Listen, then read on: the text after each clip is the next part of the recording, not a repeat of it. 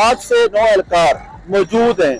तो सिर्फ चलान करने के लिए यहाँ पर मौजूद है। रक्षा वालों का, बाइक वालों का, ट्रैफिक के निज़ाम की बेहतरी के लिए हमें कोई मौसर जो है वो एक्शन नजर नहीं आता, लेकिन चालान का जो टारगेट है वो पूरा करने के लिए बड़े एक्टिव नजर आते हैं। मजीद लोगों से बात भी करेंगे, हमारे साथ जुड़े। ये बताइएगा कि ट्रैफिक एहलकार हमने ऑब्जर्व किया है लाहौर के अंदर एक जगह पे 10-10 बंदे खड़े होते हैं, लेकिन जहाँ पर ट्रैफिक का निज़ाम मुअत्तल नजर आता है वहां पर एक एहलकार भी नजर नहीं आता। तो क्या पॉइंट ऑफ व्यू देना चाहेंगे?